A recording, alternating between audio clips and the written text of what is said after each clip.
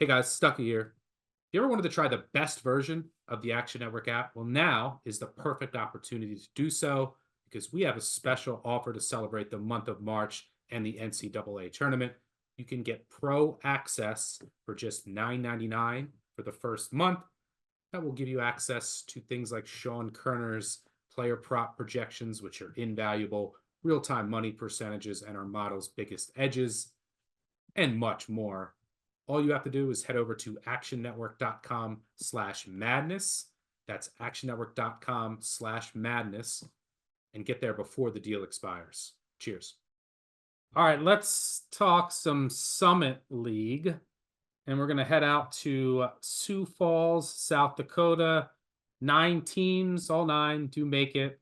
Top 6 get a bye. The 8-9 game will be between Oral Roberts and South Dakota. South Dakota playing on their home court. Little unfair, but who cares? South Dakota is horrendous. They think they're 150 to 1 to win this. Do not consider them. Now they're going to win it, now that I said that.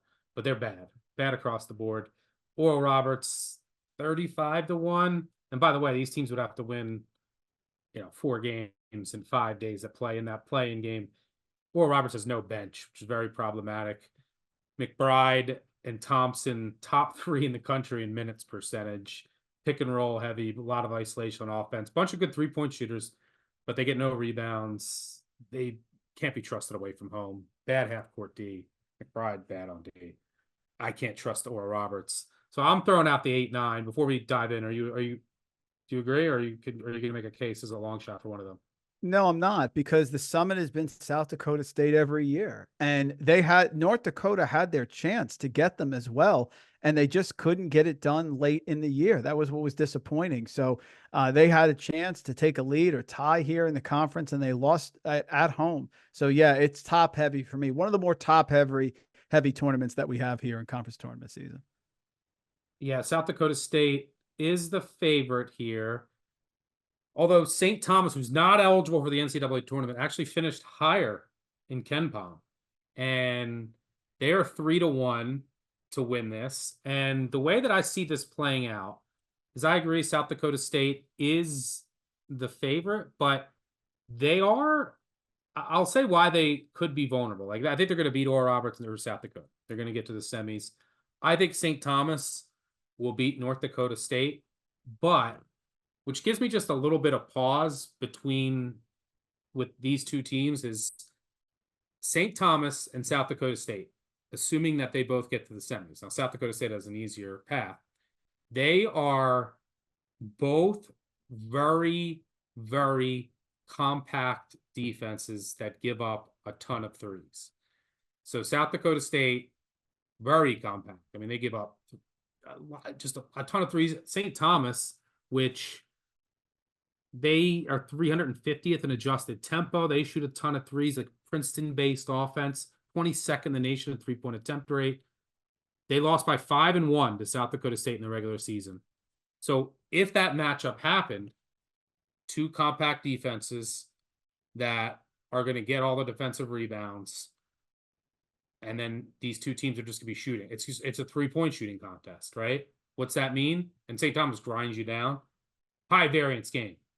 So, like, I could see either one of those teams winning it. Who's making their threes that day? That's what I think that matchup comes down to. So I want no part of the odds in the top half. So then I say, all right, who could potentially come out of the bottom half? And that's where I'm interested to get your thoughts. Bottom half of this bracket with the Roos of UMKC, the highest adjusted efficiency in the league in February, 7-2. They won 6 straight to close the year, 4 on the road. They also went 0-2 in league play.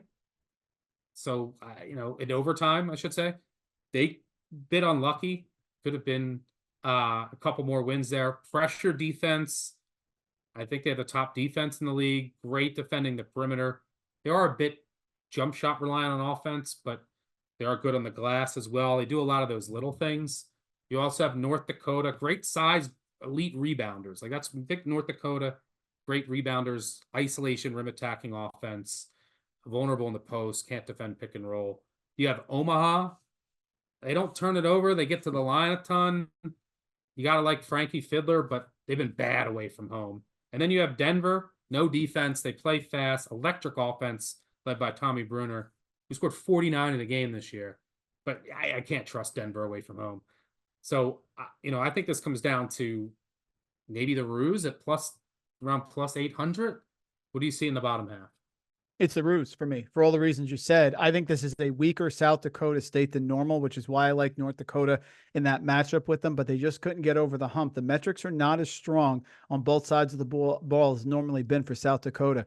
Kansas City, #1 in defensive efficiency in the conference. Now, the issue is Stuck. They love to shoot the three, and they don't shoot it that well. I mean, only about 34% here in conference, but high variance team at plus 750 with the defense and the way they play, which is, it's going to be slowed down here, become a half court game. My pick is to win it is the Ruse, Kansas City, plus 750, plus 800, whatever you can get. I don't think this is a vintage South Dakota State team. And the other teams, like you said, just don't have that balance. I'm always going to side with a defensive team. That's what you have. And oh, by the way, the Ruse also make their free throws. So I'm on the Ruse here in the Summit. I like them to win it.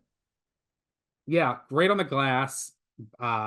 Best defense in the league, and they shoot a ton of threes. So they're comfortable doing that. They're not great, but they're not terrible. They're 35-ish%, and that's what you're gonna get against South Dakota State.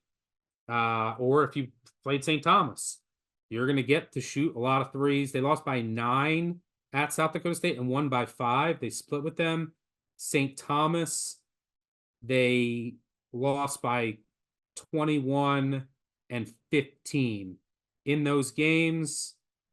St. Thomas went 10 of 21 from 3. These are St. Thomas games. And in the first game, like UMKC went 6 of 27 from 3. That's what you're going to get in these St. Thomas, South Dakota State games. If either South Dakota State or St. Thomas gets to the championship and Kansas City gets it, they're going to have to make threes. But I like the price. I like their path in the bottom half. And I mean, what's more fun than having a future on the Ruse? Exactly. Tweet out a little kangaroo gif. So yeah, I'll be joining you. We're on the same page there. Can't really make a case for anybody else, but should be a pretty fun tournament. Don't see any of these teams making any potential noise, even like one upset. This is a one and done league. Would you agree? This is not like a scary old, like your older brother's scary South Dakota State team. No, it's the last time I thought they could make a move. Was it South Dakota State played Providence a couple of years ago, Ed Cooley's team in the first round?